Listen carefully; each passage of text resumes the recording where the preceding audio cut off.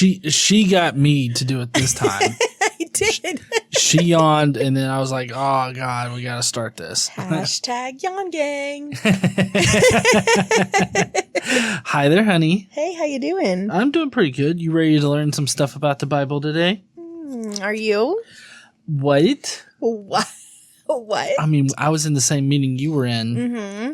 Where I was telling you what is going to happen in the Bible today? Yeah. Uh-huh. So I'm just going to... Why don't you tell everybody else? Okay, that sounds like a good plan right there. Okay. All right. So, last time, Jerry had a pity party and a bitch fit, but then ended up praising God anyways. Praise Jesus. Yep. Not yet. We're going to take a little bit of a break from Jerry's story, though, and we're going to go over to Kings and Chronicles. It's 2 Kings and 2nd Chronicles. Mm-hmm. And so Josiah... Sorry, the reason... we just have to cut in for a second. The reason that we're cutting in and doing this is because... Well, that the book is cutting in and doing this is so you can see the impacts that Jeremiah's prophecies and preaching are having on Judah. Yeah, so try to connect the two, because I didn't. Anyways. I mean, that's how I started our meeting. No, I know you said that. I'm just saying, like, during the meeting, like, I still didn't see a connection between the two. So okay. Maybe we can elaborate during the podcast. Well, it's just showing you that, well, to be fair, I agree because of what happens when they find the thing. Okay, you go ahead. You're not wrong. I talked myself out of it. All right. Mm-hmm. So Josiah is king. And Josiah ends up picking up a side quest to go and clean the land with a broom. They then go to the temple. I got it back. The reason that Josiah, this whole thing starts off and Josiah wants to try to restore the temple is because of Jeremiah's prophecies. So it kind of kicks it off. Oh, okay. Okay, there we go. I knew I had a reason. Yeah. Yeah. Okay. I usually do. So they end up going to the temple, and he turns into Tim the Toolman Taylor and tries to repair it. But upon figuring out that he's not really a handyman, Josiah eventually hires contractors for the job. So Josiah has the priest take his money and just says, we're just not going to talk about this ever again, okay? Then a hillbilly priest found the laws given to Moses under a couch they had in the rec room. The hillbilly then gave it to the secretary he just so happened to be banging that week. What? Yep. The hillbilly priest updated Josiah on everything, including the laws of Moses that was found underneath the couch. Josiah was so upset by this that he stripped naked. The hillbilly priest then goes to a witch and asks for a favor. This is so not what we talked about. The witch then warns him because she's not going to be giving out favors. She just gives out, prophecy? Warnings? Something like that. Anyways, the witch warns him that God is going to shed holy fire on all of them. Just go see God right out the clouds. Yep. Since Josiah stripped naked, his death will be peaceful and before the shit fire rains from heaven. Then they all pinky swear that they will follow God's laws. You think God just wants to see people naked? Well, yeah. I mean, why do you think whenever they get upset, they're like, I got to strip naked for God and shake my ass? That's not what happens. They twerk for God. They go face down, ass up, and they twerk their ass for him. They know what he likes. I mean, the face down, ass up part is right. Mm-hmm. I'm not sure that it mentions the twerking. And they know what he likes. Okay. The hillbilly priest then goes and removes all of the pagan idols from the temple. And honestly, he was really kind of confused as to how they got there. Then he went to Bethel and just all of the towns around, just drunkenly burning everything that was pagan.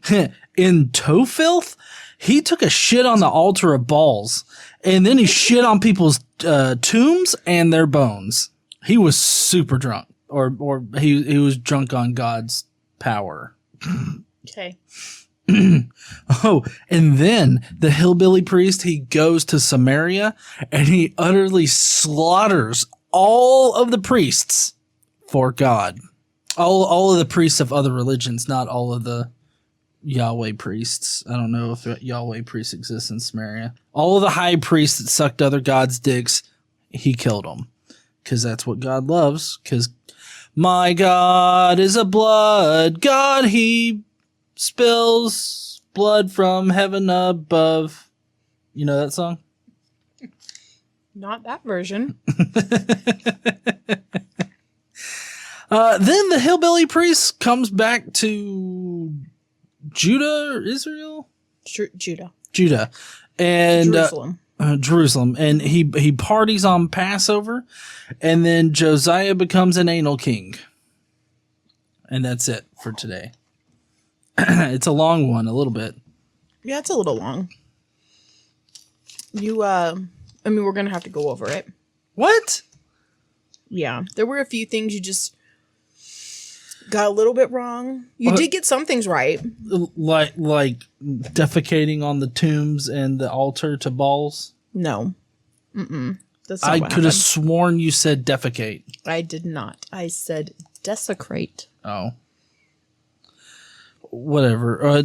We'll see you guys here in a minute.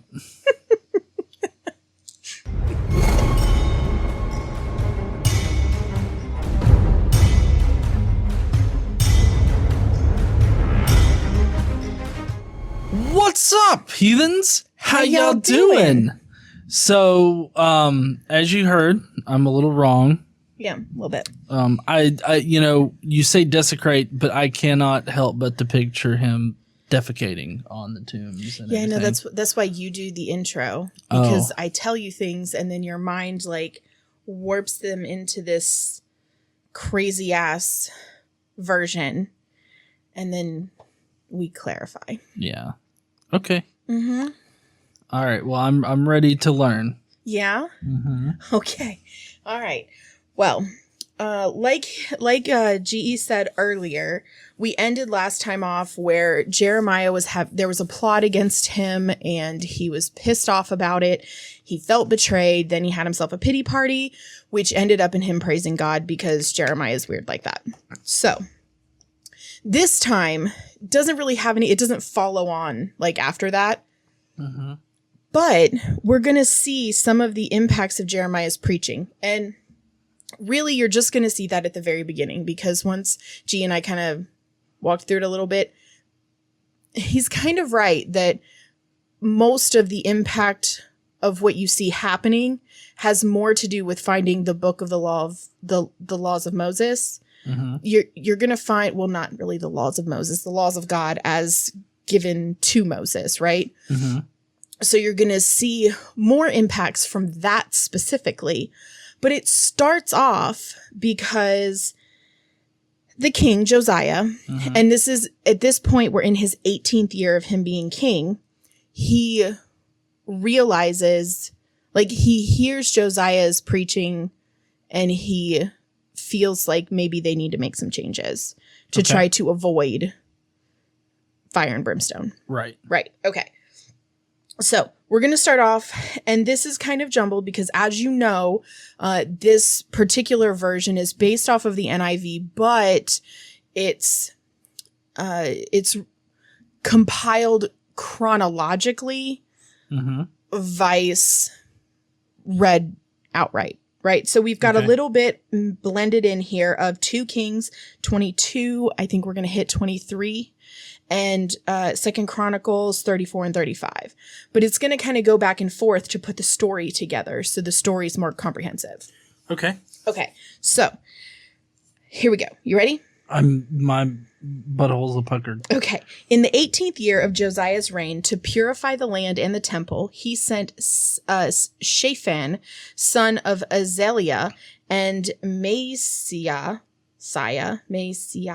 I have no idea, the ruler of the city, with Joah, son of Joahaz, the recorder, to repair. All of these people were here. There were a bunch of fucking people there, right? Yeah. To the recorder to repair the temple of the Lord his God. Go, and this is Josiah speaking. Go up to Hilkiah, the high priest, and have him get ready the money that has been brought into the temple of the Lord, which the doorkeepers have collected from the people. Have them entrust it to the men appointed to supervise the work on the temple, and have these men pay the workers who repair the temple of the Lord, the carpenters, the builders, and the masons. Also have them purchase timber and dressed stone to repair the temple. But they need not account for the money entrusted to them, because they are honest in their dealings. Mm-hmm. I feel like this is a weird perspective. Right? Like, yeah. Here, do this with the money, give it to them, but you don't have to account for anything. Seems kind of strange. Yeah, it seems a little fishy. Like maybe somebody's going to be doing something a little weird with it. Yeah. So they went to Hilkiah, the high priest, and gave him the money that had been brought into the temple of God, which the Levites, who were the gatekeepers, had collected from the people of Manasseh, Ephraim, and the entire remnant of Israel, from all the people of Judah and Benjamin and the inhabitants of Jerusalem. Then they entrusted it to the men appointed to supervise the work on the Lord's temple. These men paid the workers who repaired and restored the temple. They also gave money to the carpenters, and builders to purchase dressed stone and timber for joists and beams for the buildings that the king of Judah had allowed to fall into ruin. Well, not just the kings, like the kings in previous Josiah's ancestors, right? Right. So they were repairing the things that had fallen into ruin. The workers labored faithfully. Over them to direct them were Jahath and Obadiah, Levites descended from Merari, and Zechariah and Meshullam descended from Kohath. Because that matters to the story. The Levites, all who were skilled in playing musical instruments, had charge of the laborers and supervised all the workers from job to job. Some of the Levites were secretaries, scribes, and gatekeepers. While they were bringing out the money that had been taken into the temple of the Lord, Hilkiah, the high priest, found the book of the law of the Lord that had been given through Moses. Hilkiah said to Shaphan, the secretary, I have found the book of the law in the temple of the Lord. He gave it to Shaphan, who read it. Then Shaphan took the book to the king and reported to him, your officials are doing everything that has been committed to them. They have paid out the money that was in the temple of the Lord and have entrusted it to the supervisors and workers. Then Shaphan, the secretary, informed the king, Hilkiah the priest has given me a book, and Shaphan read from it in the presence of the king. When the king heard the words of the law, he tore his robes. He gave these orders to Hilkiah, Ahikam, son of Shaphan, Abdon, son of Micah, Shaphan the secretary. There's two dudes named Shaphan, just so it's less confusing. Okay. And Asaiah, the king's attendant. Go and inquire of the Lord for me and for the remnant in Israel and Judah about what is written in this book that has been found. Great is the Lord's anger that has poured out on us because of those who have gone before us have not kept the word of the Lord. They have not acted in accordance with all that is written in the book. So he wants to know from a prophet, right? Basically, what's going to become of them, because of what's written in this book. This is the first time they're seeing it. So it's interesting to me because these people have been expected for the last, say, I don't know, maybe 300 years or so to follow the rules in the book of the law that they, one, have never seen, two, didn't fucking know existed, three, certainly didn't know it was in the temple because they just randomly found it there. Yeah. And they weren't following anything in it. So, because they didn't know. So to me, especially if you look at, well, I don't know how Judaism feels about this particular thing, but in Christianity, if you don't know, that's one of the reasons that they spread the word, right? Because if you don't know, you can't be held accountable for right? Is that not the case in Christianity? If you don't know, you can't be held accountable? In some denominations, I think so. Okay. I think that there are other denominations that feel like if you have to go and tell them, you end up having to go and tell them so that they can make the choice for themselves whether to go to hell or go to heaven. Well, I mean, whether to do what they need to do to go to heaven. And if they don't do that, then they go to hell. Right. So, I mean, there's definitely split theologies on it. Okay. So, but they're being expected by God to do this. I mean, the prophecies that Jeremiah are getting, he's getting them now. They're not from 300 years ago when the people knew what was going on and chose differently. Yeah. It was, this is the culture now, and nobody knows the word. Right? Nobody knows the laws. And so it's interesting because it's interesting to think too, because then you think about how they're hearing Jeremiah and all the other prophets that are saying all these wild ass things about how destruction will be brought upon them because they haven't done the things they're supposed to do. It's like, how the fuck do we know what we're supposed to do? You know what I mean? Like, it seems even more bizarre. It would seem more bizarre hearing these prophets if you don't know what you're supposed to be doing, that you're doing wrong. You know what I mean? Except, I mean, the prophet, to be fair, the prophets do tell them, don't praise other gods. The prophets do tell them that. But as far as following all of the other laws, I mean, they get really down into the weeds. Like, God gets real down into the weeds about this shit. Like, what parts of the fucking cattle you're allowed to eat and what parts you have to burn and what parts you're supposed to give to the Levites and what parts you can eat. Like, it's very detailed.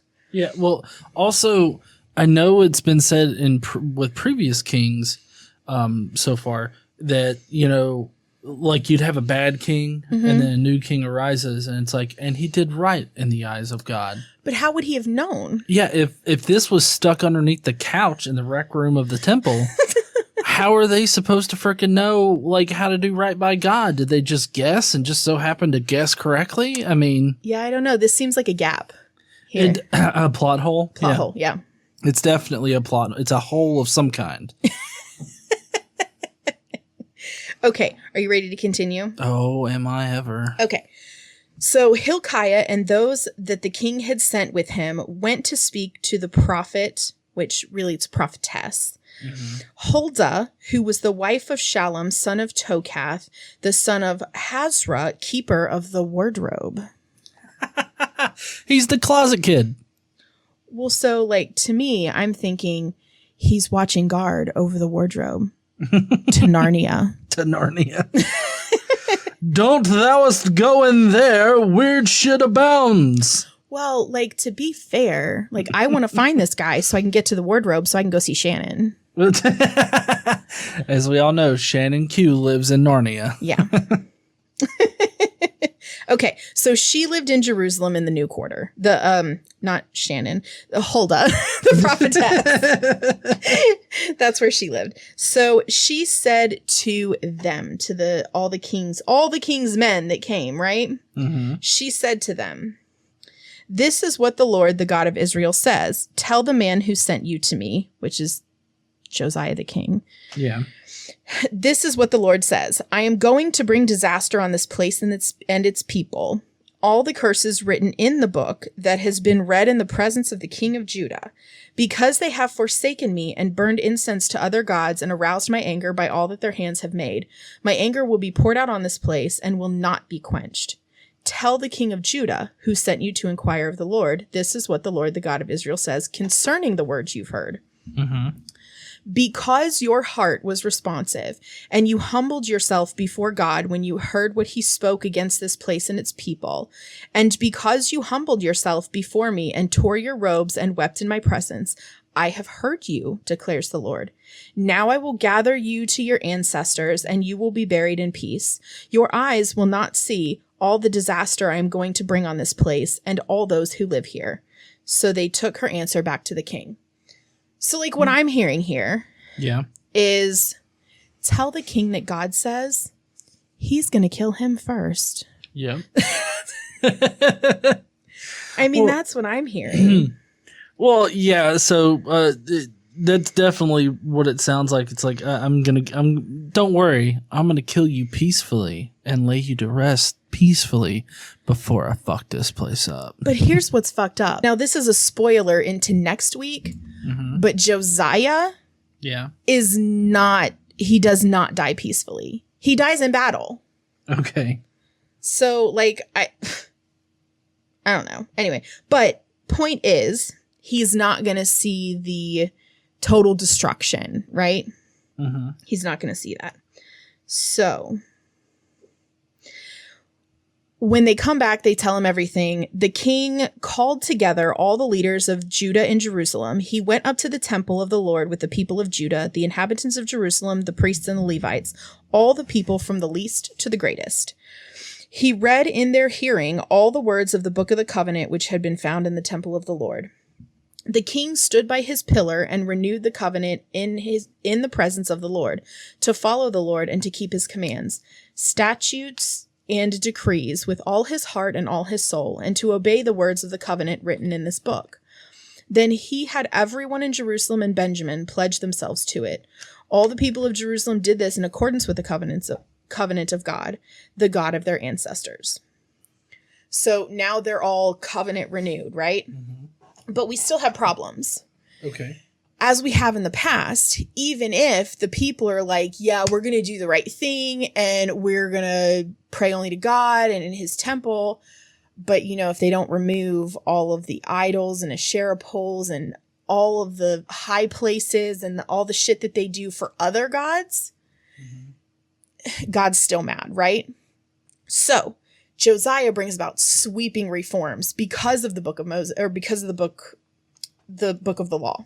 Yeah, so all naked and dirty and shit, he walks right out of the castle, whatever in the hell that he lives. He busts out of there and his big dick swinging around. He's like, "We're gonna clean this place up," and then he's like, "Get that shit down, move that shit over there. God is pissed." That's what he did. Okay, I mean, I can't necessarily prove you wrong. Exactly. Yeah. And that's why I'm right. So the king ordered, we're just going to move on, y'all. So the king ordered Hilkiah, the high priest, the priests next in rank, and the doorkeepers to remove from the temple of the Lord all the articles made for Baal and Asherah, and all the starry hosts. He burned them outside Jerusalem in the fields of the Kidron Valley and took the ashes to Bethel. He did away with the idolatrous priests appointed by the kings of Judah to burn incense on the high places of the towns of Judah and on those around Jerusalem. Those who burned incense to Baal, to the sun and the moon, to the constellations, and to all the starry hosts. He took the Asherah pole from the temple of the Lord to Kidron Valley outside of Jerusalem and burned it there. He ground it to powder and scattered the dust over the graves of the common people. He also tore down the quarters of the male shrine prostitutes that were in the temple of the Lord, the quarters where women did weaving for Asherah. So apparently there were male prostitutes, shrine prostitutes, in the quarters where the women did the weaving for Asherah. Yeah. So that sounds like an interesting place. Josiah brought all the priests from the towns of Judah and desecrated... Yeah, took a shit. No. Oh. The high places, from Geba to Beersheba, where the priests had burned the incense. He broke down the gateway at the entrance of the gate of Joshua, the city governor, which was on the left of the city gate, because that's important.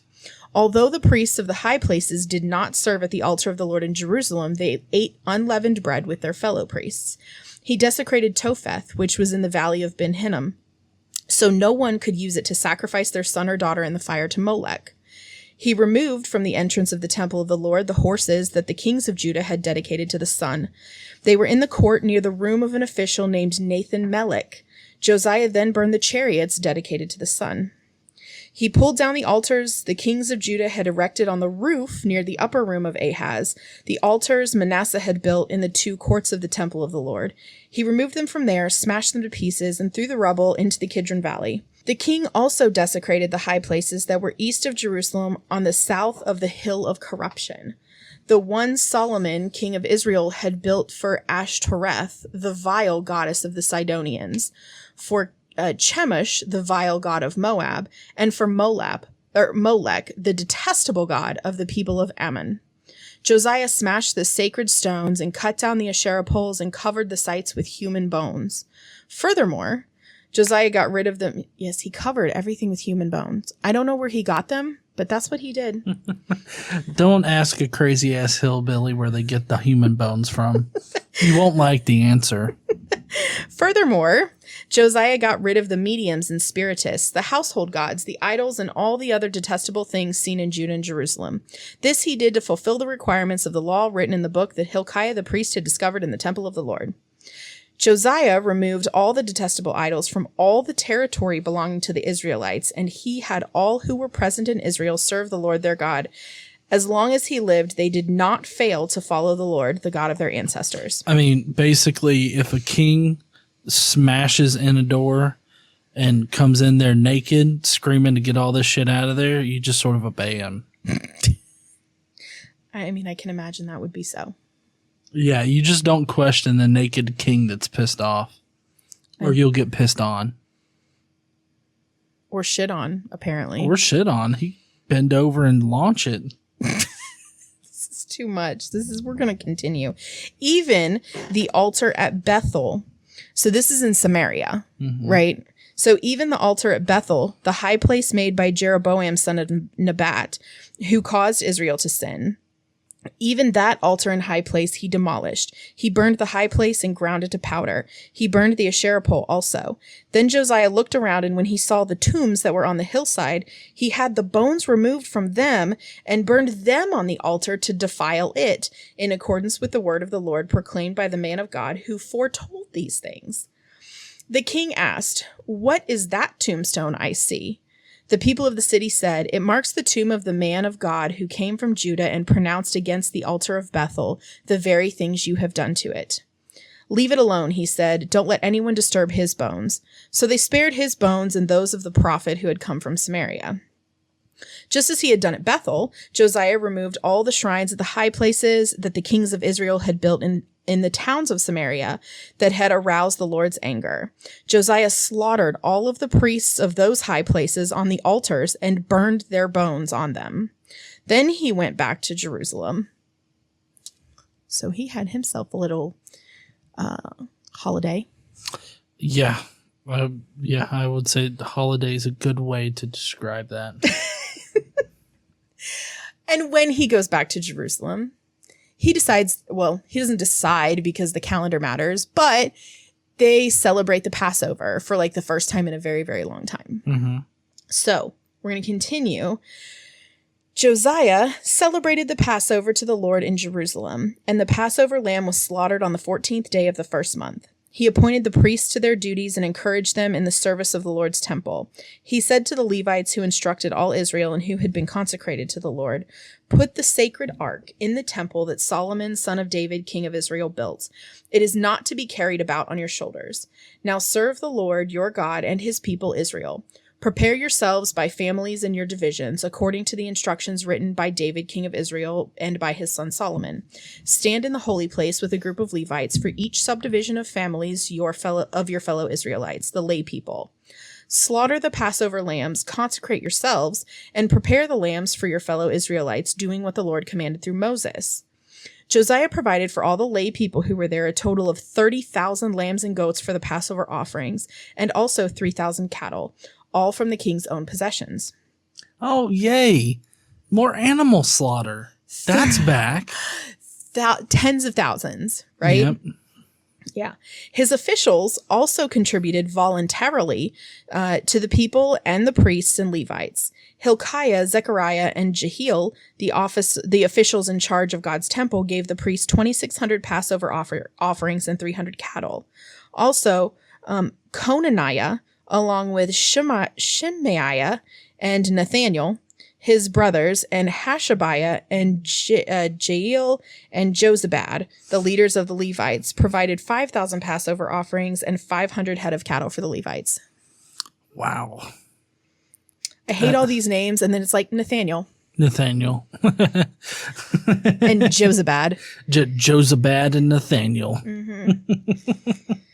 The service was arranged and the priests took in their places with the Levites in their divisions as the king had ordered. The Passover lambs were slaughtered and the priests splashed against the altar the blood handed to them.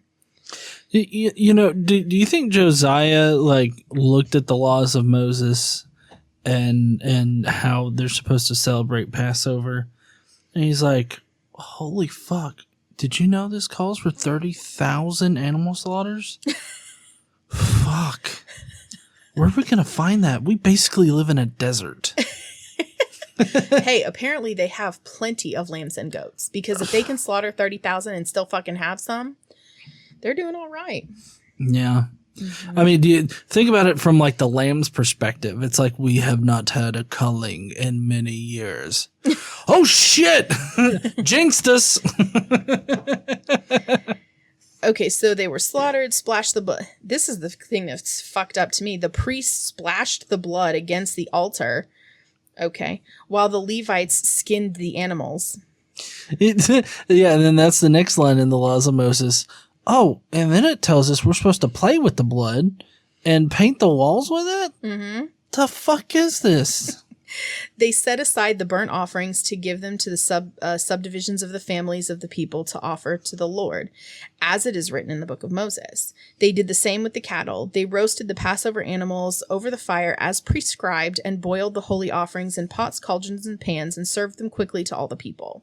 After this, they made preparations for themselves and for the priests, because the priests, the descendants of Aaron, were sacrificing the burnt offerings and the fat portions until nightfall.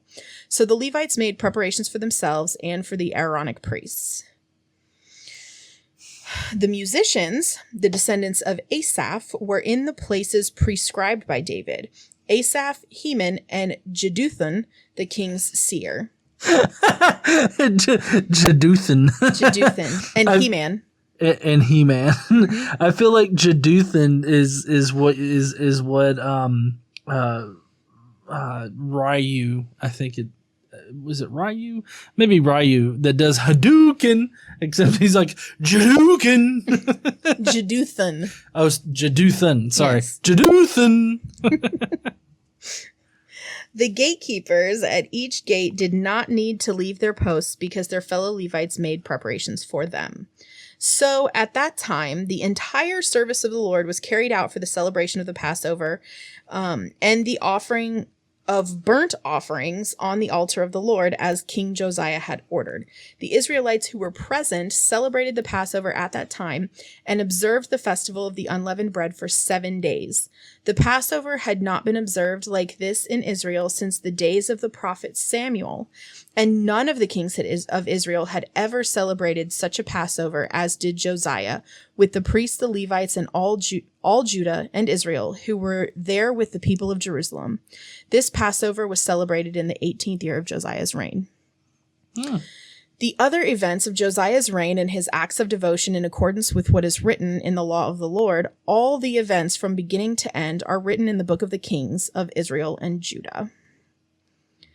And they look, this is all for today in regards to the story. So, Josiah's reign is really looked at as a high point because they found the book of the law, mm-hmm. and they are trying to get back to what they should have been doing all along. Massive animal slaughters and worshiping God correctly? Yep. Okay. Much. So, next week,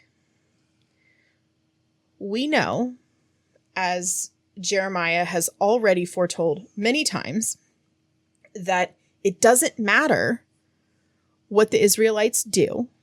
Mm-hmm. They will still fall. God will still bring his anger against them. Okay. Right? He's said that many times, and that's going to come to pass, right? Okay. So next week, Assyria is going to fall to Babylon.